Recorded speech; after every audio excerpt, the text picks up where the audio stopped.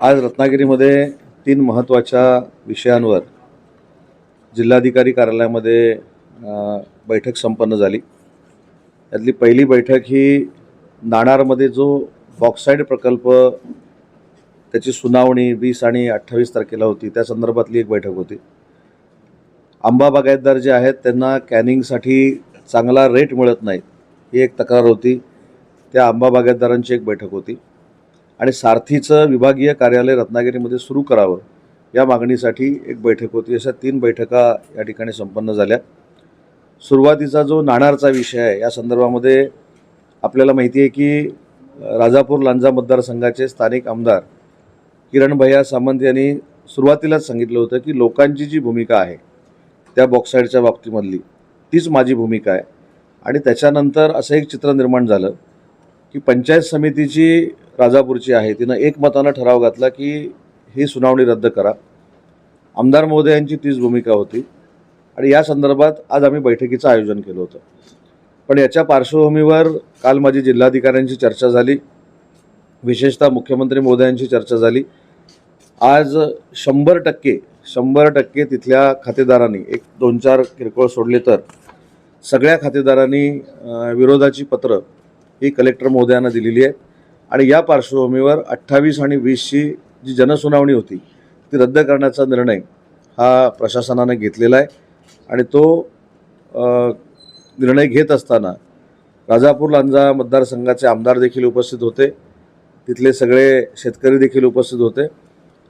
आणि एक भूमिका आम्ही सातत्याने जी मांडतोय तीच भूमिका बैठकीमध्ये मांडण्यात आली की बाबा लोकांना विश्वासात घेऊन लोकांनी जर संमती दिली किंवा लोकांनी जर सांगितलं की तुम्हाला नाणारला बॉक्साईडचा प्रकल्प पाहिजे, नाणारला अजून काही रिफायनरी पाहिजे, नाणारला अजून कुठचा प्रोजेक्ट पाहिजे, तर हे सगळं ठीक आहे। परंतु 100% शेतकरी विरोधामध्ये असताना, 100% बागायतदार विरोधामध्ये असताना अशा पद्धतीचा कुठचाही केंद्र शासनानं प्रकल्प लादू नये अशा पद्धतीची शेतकऱ्यांची जी भूमिका होती त्याच्यामध्ये आम्ही सकारात्मक भूमिका घेतली। आणि 20 आणि 28च्या जनसुनावणीला आता स्थगिती देण्यात आलेली आहे। पावसाळ्यानंतर लोकांशी चर्चा करून, मुख्यमंत्री महोदयांशी चर्चा करून या संदर्भातले 100% विरोध जो आहे तो सांगून या सगळ्या गोष्टी पुढे केल्या जातील। परंतु तुर्तास 20 आणि 28 तारखेची जनसुनावणी ही रद्द करण्यात आलेली आहे।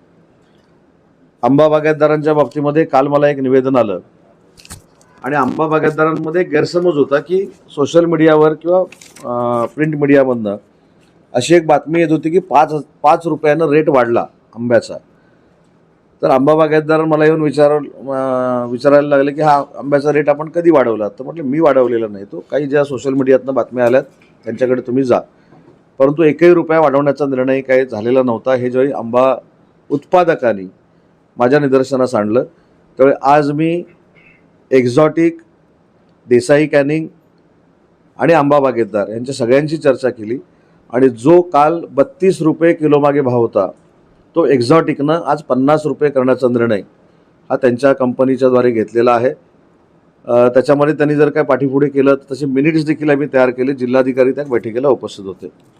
आणि तिसरा महत्त्वाचा मुद्दा आहे की सारथीचं विभागीय कार्यालय हे रत्नागिरीमध्ये सुरू करण्यासाठी आम्ही तिथले जे MD आहेत महेश पाटील यांना सूचना केलेल्या आहेत आणि त्यांनी स्वतः सांगितलं की हा प्रस्ताव आम्ही शासनाकडे सकारात्मक घेऊन जाऊ आणि सारथीच्या माध्यमातून ज्या मुलांना बेनिफिट्स मिळतात ते कार्यालय आम्ही रत्नागिरीमध्ये सुरू करू अशा पद्धतीची ग्वाही त्यांनी मला दिली।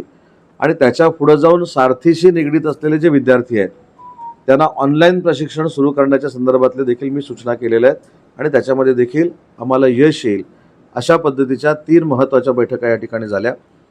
रत्नागिरी नगरपालिकेच्या इमारतीची काल पुन्हा एकदा मी पाहणी केली। 2 दिवस जो पाऊस पडला त्याच्यामुळे काम विस्कळीत झालेलं आहे। जे आम्ही 4-5 दिवसामध्ये लोकार्पण करणार होतो ते 7-8 दिवस पुढे गेले, 8 दिवस पुढे गेले। पण एक कॉर्पोरेट बिल्डिंग महाराष्ट्राच्या पूर्ण नगरपालिकांमधली ब वर्ग ही पहिली इमारत आम्ही बांधायला पूर्ण केलेली आहे।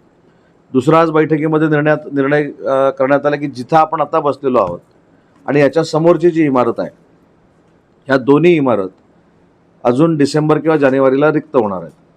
मग आज आम्ही धोरणात्मक निर्णय असा घेतला की जी विविध कार्यालय भाड्यानं जिल्ह्यामध्ये कुठेतरी असतील तर त्यांना जिल्ह्याच्या ठिकाणी एकत्र आणायचं. समोरची जी बिल्डिंग आहे त्या बिल्डिंगमध्ये अतिशय चांगल्या पद्धतीनं सेतू हा जो एक प्रकार आता आपण तिकडे केलेला आहे, जिथे फार मोठी गर्दी होते, बसायला देखील कुठं खुर्च्या मिळत नाहीत, कंजेस्टेड एरियामध्ये आहे, तर जुन्या इमारतीमध्ये सेतू चांगल्या पद्धतीनं करण्याचा देखील आपण निर्णय घेतला आहे. त्याच्यामुळे सगळी जिल्ह्याची कार्यालय एका ठिकाणी असावी यासाठी जी आपण ॲडमिनिस्ट्रेटिव्ह बिल्डिंग उभी केली त्याचं काम देखील डिसेंबरपर्यंत संपेल आणि ते देखील लोकांच्या सेवेला उपलब्ध राहील अशा पद्धतीचे निर्णय आज आम्ही घेतलेले आहेत.